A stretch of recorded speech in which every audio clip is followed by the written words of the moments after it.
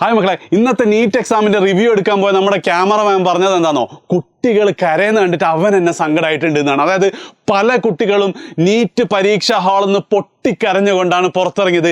അത്രക്കും ടഫായിരുന്നു എക്സാം. അതായത് 1 വർഷത്തെയും 2 വർഷത്തെയൊക്കെ തൻ്റെ പ്രിപ്പറേഷൻ ഒക്കെ വേസ്റ്റ് ആയിപ്പോയി. ഇനി എന്ത് ചെയ്യുന്നു നിങ്ങൾ ആലോചിച്ച് പകച്ചിരിക്കുകയാണെങ്കിൽ ഈ വീഡിയോ നിങ്ങൾക്കുള്ളതാണ്. ഒരുപാട് ആശ്വാസം നൽകുന്ന വാർത്തയാണ്, അല്ലെങ്കിൽ ഫാക്റ്റാണ് ഈ വീഡിയോയിൽ ഞാൻ പറയുന്നത്. വീഡിയോ തുടങ്ങുന്നതിന് മുമ്പ് എങ്ങനെ ഉണ്ടായിരുന്നു നിങ്ങളുടെ നീറ്റ് എക്സാം, നിങ്ങൾ മാർക്ക് കാൽക്കുലേറ്റിൻ്റെ ഏകദേശം എത്രയാണ് സ്കോർ കിട്ടിയെന്നുള്ളത് നിങ്ങൾ ജസ്റ്റ് ഒന്ന് കമൻറ്റ് ചെയ്ത് കൊടുക്കുക. അതേപോലെ ടെൻഷൻ അടിക്കുന്ന ബാക്കി എല്ലാ ഫ്രണ്ട്സിനും ഈ വീഡിയോ ഷെയർ ചെയ്യാം. ഇനി പരീക്ഷ കഴിഞ്ഞിട്ട് ക്വസ്റ്റ്യൻ പേപ്പർ നമ്മുടെ കയ്യിൽ കിട്ടിയപ്പം നമ്മുടെ ടീച്ചേഴ്സ് ഓരോ ക്വസ്റ്റ്യനും അനലൈസ് ചെയ്തപ്പം ഫിസിക്സിൻ്റെയും കെമിസ്ട്രീൻ്റെയും ടീച്ചേഴ്സ് പറഞ്ഞത് നീറ്റ് തുടങ്ങിയതിന് ശേഷമേ അവർ കണ്ടതിൽ വെച്ച് ഏറ്റവും ടഫ് എക്സാം ആണെന്നാണ്. ഇത് എജ്യൂ പോർട്ടലിലെ ടീച്ചേഴ്സ് മാത്രമായിരിക്കില്ല, നിങ്ങൾ കേരളത്തിലെ ഏത് കോച്ചിങ് സെൻ്ററിലാണ് പോകുന്നതെങ്കിലും അവിടുത്തെ ടീച്ചേഴ്സ് ഇത് തന്നെ പറയും. നീറ്റിൻ്റെ ചരിത്രത്തിലെ ഏറ്റവും ടഫായിട്ടുള്ള physics and chemistry question paper ആയിരുന്നു. അപ്പോൾ പരീക്ഷ ടഫായാൽ ഉറപ്പായിട്ട് എന്താണ്, കട്ട് ഓഫുകൾ താഴോട്ട് വരും അല്ലേ? ശരിയല്ലേ? അങ്ങനെയാണെങ്കിൽ അത് എത്രത്തോളം വരുമെന്നുള്ളതാണ് നിങ്ങൾ അത്ഭുതപ്പെടുന്ന ഒരു ഫാക്റ്റാണ് ഞാൻ ഇവിടെ പറയുന്നത്. നീറ്റിൻ്റെ ചരിത്രത്തിൽ കഴിഞ്ഞ കുറേ വർഷം കമ്പയർ ചെയ്യുമ്പം ഏറ്റവും ടഫായിട്ടുള്ള ഒരു നീറ്റ് എക്സാം നടന്നത് 2018 ആ 2018 കേരള റാങ്ക് 1 ആയ ജസ് മറിയ ബെന്നിയുടെ നീറ്റ് സ്കോർ എത്രയായിരുന്നു നിങ്ങൾക്കൊന്ന് ഗസ് ചെയ്യാണോടാ? ഒന്ന് ഗസ് ചെയ്യാൻ പറ്റുമോ? അത് 664 മാർക്കായിരുന്നു. ആൻഡ് ഓൾ ഇന്ത്യ റാങ്ക് 56 ആയിരുന്നു.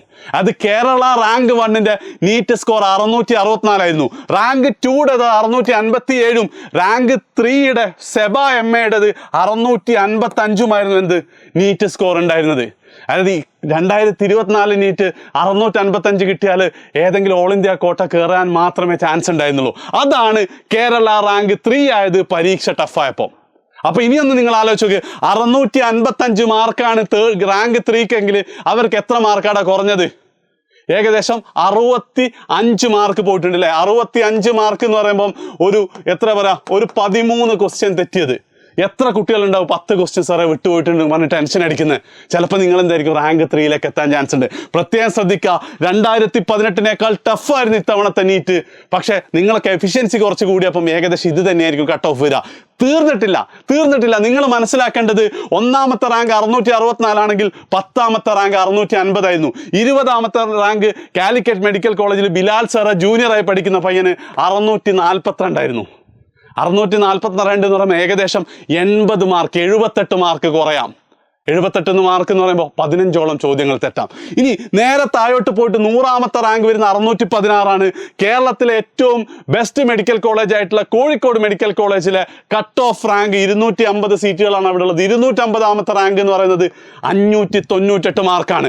598 മാർക്ക് എന്ന് പറയുമ്പോൾ 122 മാർക്കുകൾ വരെ നിങ്ങൾക്ക് കുറയാം. അഥവാ 30 ക്വസ്റ്റ്യൻ നിങ്ങൾ വിട്ടാലും നിങ്ങൾക്ക് ആ സ്കോറിലേക്ക് എത്താൻ പറ്റും. ഇത് തെറ്റിപ്പോകുന്ന കേസാണെങ്കിലോ ഒരു 24ഓളം ചോദ്യങ്ങൾ നിങ്ങൾക്ക് തെറ്റിപ്പോയാലും നിങ്ങൾക്ക് കോഴിക്കോട് മെഡിക്കൽ കോളേജിൽ അഡ്മിഷൻ കിട്ടും.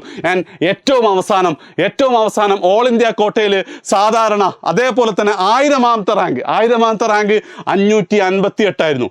1000ാമത്തെ റാങ്ക് ആ വർഷം 2018. ഇനി ഏറ്റവും അവസാനം ഓൾ ഇന്ത്യ കോട്ടയിൽ സാധാരണ കേരളത്തിൽ നിന്ന് ഒരു 24,000 ഓൾ ഇന്ത്യ റാങ്കൊക്കെ ഉള്ള കുട്ടിക്കാണ് ഓൾ ഇന്ത്യ കോട്ടയിൽ കിട്ടാൻ അതിൻ്റെ കട്ട് ഓഫ് 493 ആയിരുന്നു കേട്ടോ. കഴിഞ്ഞ തവണ 655 വന്നതാണ് 2018 493 ഇട്ടത്. ഇതാണ് യഥാർത്ഥത്തിൽ നീറ്റിൻ്റെ റാങ്ക് വരേണ്ടത്. കോവിഡിന് ശേഷം പരീക്ഷകൾ എളുപ്പമാക്കി കഴിഞ്ഞ വർഷം ഇലക്ഷനും കൂടെ ആയപ്പം ഒന്നും കൂടെ എളുപ്പമാക്കിയിട്ടാണ് ഈ പറയുന്ന 700 കിട്ടിയാലേ റാങ്ക് കിട്ടുള്ളൂ, സീറ്റ് കിട്ടുള്ളൂ എന്ന രീതിയിൽ വന്നത്.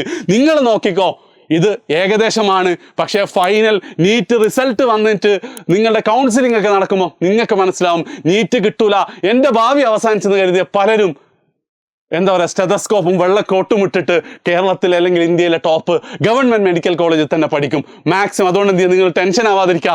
ഇന്ന് സന്തോഷത്തോടെ സമാധാനത്തോടെ കിടന്നുറങ്ങുക. നാളെ സ്കോർ കീ ഒന്ന് കമ്പയർ ചെയ്യുക, കമൻറ്റ് ചെയ്യുക. മാക്സിമം നിങ്ങൾ എല്ലാ ഫ്രണ്ട്സിലേക്കും ഈ വീഡിയോ എത്തിക്കുകയും ചെയ്യുക. ബൈ.